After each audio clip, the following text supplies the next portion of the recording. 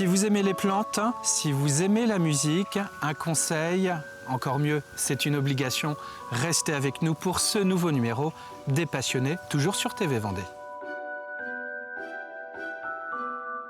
Qui es-tu, Thomas ? Bonjour Grégoire, merci de m'accueillir. Et en fait, je suis Thomas Belleno, je suis arrivé en Vendée en 2001. Avant, je suis né dans les Vosges, j'ai vécu dans le Jura, le bas Jura, le haut Jura dans les montagnes, avec des températures à -20.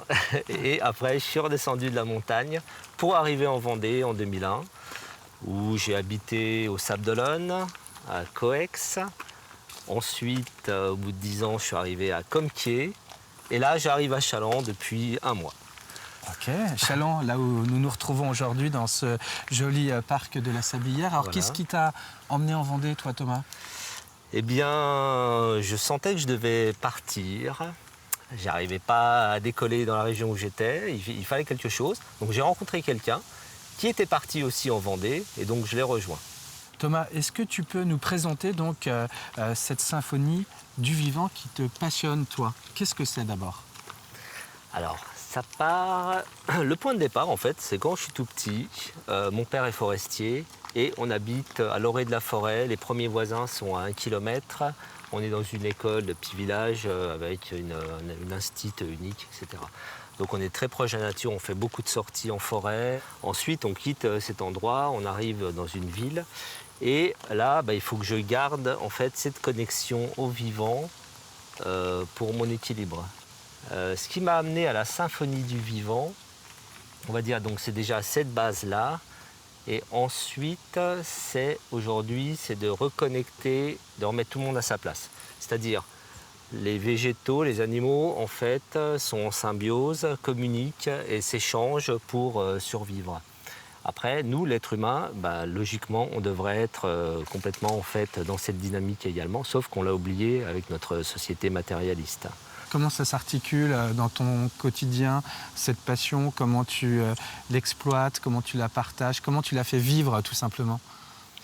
Alors moi, ça fait 3 ans seulement que j'ai découvert effectivement un petit appareil qui me permet de me connecter. Et comment je le vis au quotidien ? Alors déjà, j'habite pas dans une forêt, donc chez moi, j'ai beaucoup de plantes. Alors cet appareil là dont tu parles, Voilà. C'est un appareil que vous allez découvrir dans un instant et qui nous permet finalement à nous, humains, d'écouter la vibration des plantes par la voix musicale. Voilà, c'est ça. C'est-à-dire, on va récupérer le signal électrique de la plante et à partir de ce signal, on va le transformer en note de musique.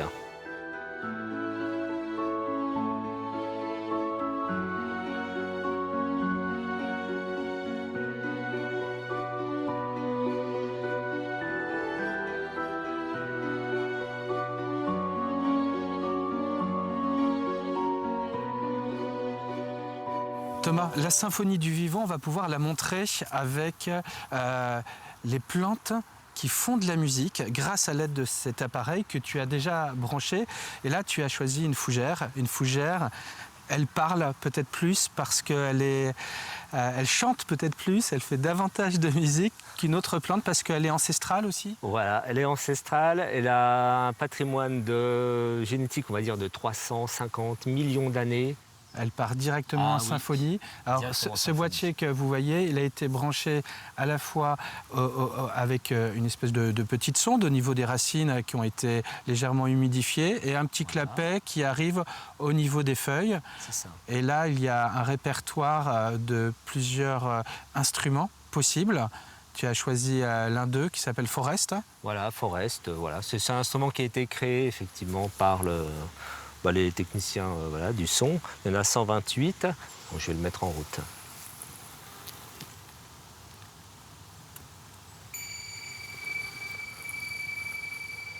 Les premières notes, ça va être la carte d'identité de la plante. Systématiquement, elle jouera ces notes. On va la laisser s'exprimer.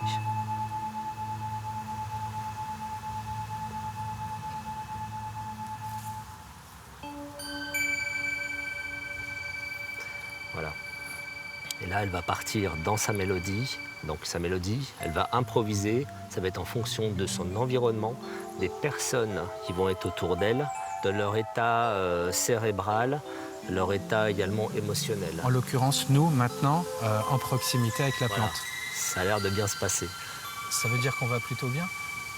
Oui, voilà. On est en fait dans l'ouverture. Si on était dans le doute ou le stress, elle s'arrêterait. Et nous, d'entendre cette musique vibratoire des plantes, ça nous fait pas de mal. Est-ce que cela nous fait du bien? C'est agréable oui. à entendre. Alors ça joue sur le cérébral. Alors, directement comme ça, à écouter, ça calme, ça réduit effectivement le stress. Et en fait, si on analyse une partition d'une musique comme ça, on va retrouver en fait, si on a certaines pathologies, on va retrouver effectivement des chaînes protéiques de la pathologie de la personne. Donc en fait, la plante fait un effet miroir de l'être qui est en face. Qu'est-ce que t'aimes, toi, par-dessus tout, dans la musique des plantes, celle qu'on écoute là, par exemple, ou d'autres par ailleurs? Eh bien, en fait, c'est le sentiment de plénitude, de bien-être qu'elle nous apporte. Parce qu'à un moment, on arrive, à force d'écouter, au bout de 5 minutes, 10 minutes, on change d'espace, on change de dimension. Et en fait, on est dans une bulle, un peu de pleine conscience. Et on sent physiologiquement que notre corps réagit. On a des vibrations au niveau du corps, des organes, et voilà, notre corps est en phase avec la plante. Si on branche cet appareil à une autre plante, on aura un autre air de musique? Oui, il y aura d'autres nuances. Il y a des plantes qui vont jouer beaucoup plus aigus. Là, en fait, on a vraiment un équilibre magnifique. On a des graves, on a des médiums, ça part un peu dans des aigus. Et il y a d'autres plantes, en fait, qui vont partir que dans des aigus. Donc ça dépend, effectivement. C'est assez subtil, mais ça s'entend vraiment bien.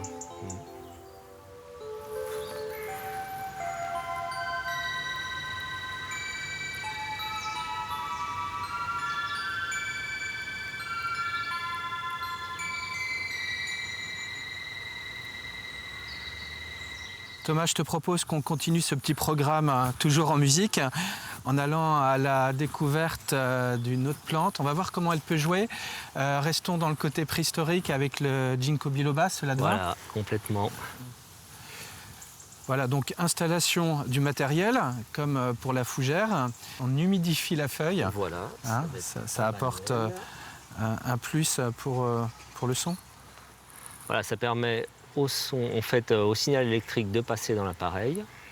Comme ça, on n'a pas une surface sèche, c'est conducteur. Donc Et là, il s'agit bien de vibrations électriques transformées en musique. Hein. Voilà, tout à fait. Hein. Ouais. C'est le signal électrique, la différence de potentiel entre le sol et effectivement l'arbre, la feuille, qui va être transcrite en musique. C'est parti. Et on garde le même instrument. C'est parti.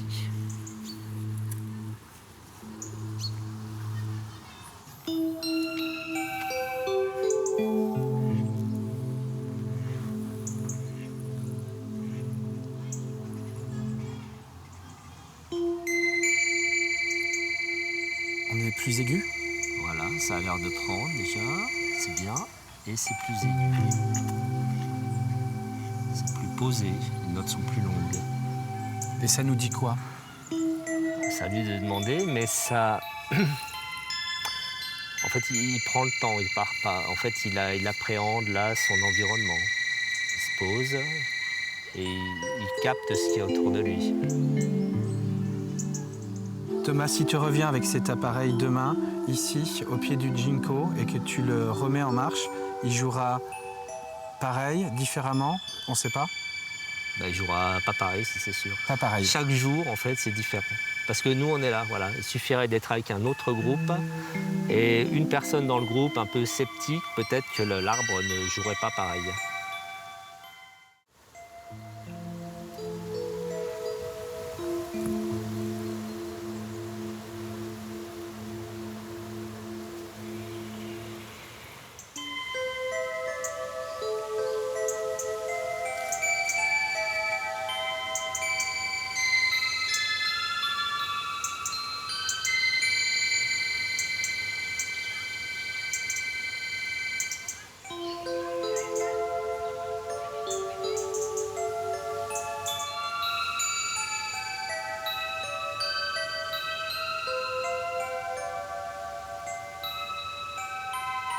Thomas, on aurait envie d'utiliser cet appareil avec une multitude de plantes.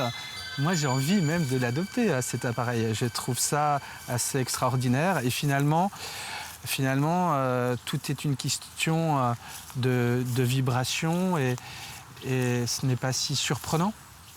Bah voilà, donc c'est la musique qui crée la partition, qui crée les notes, qui crée les espaces de silence. Parce qu'en fait, sans silence, la musique n'existe pas. Et c'est pour ça que ça nous touche au plus profond de nos cellules, en fait, de notre corps. Et ce qui est génial, en fait, avec cet appareil, après, c'est par exemple, de faire jouer 2 plantes en même temps. Et là, elles se répondent. Ça, j'ai expérimenté ça et c'est extraordinaire. De toute façon, c'est toujours extraordinaire. Et donc, il y a des possibilités infinies et de bien-être également. On a encore beaucoup de choses à apprendre du monde végétal. Ah ben, il est temps de reconnecter et il y a des peuples qui connaissent et qui vivent avec le végétal, voilà, les peuples premiers qui vivent dans la forêt sans problème. Les chamans communiquent avec les plantes par le rêve et connaissent toutes les propriétés de chaque espèce. Si on aime la nature, les plantes et la musique, c'est génial cette expérience. C'est la synthèse, ouais. Voilà. À partir du moment où on s'intéresse à tout ça, on réunit tout et en fait, c'est la symphonie de la vie, tout est interconnecté. Voilà. Bon, Thomas, j'étais ravi de te rencontrer, de découvrir la symphonie du vivant, la musique des plantes. Nous étions ici au parc de la Sablière. Sablière à Challans. À Challans, voilà. Ville où tu habites. Merci beaucoup pour cette expérience du monde vivant avec ces plantes qui font de la musique. Et puis bon vent pour la suite. Voilà, ça va continuer. Je vais continuer à développer, à présenter et à rencontrer. Et voilà, ça va prendre une ampleur et faire prendre conscience du vivant à tous les aux êtres, autres, parce que tu fais partager aussi ces expériences. C'est le partage. Ouais, tout à fait. Merci, puis nous on se dit à bientôt pour une autre émission des passionnés, toujours sur TV Vendée.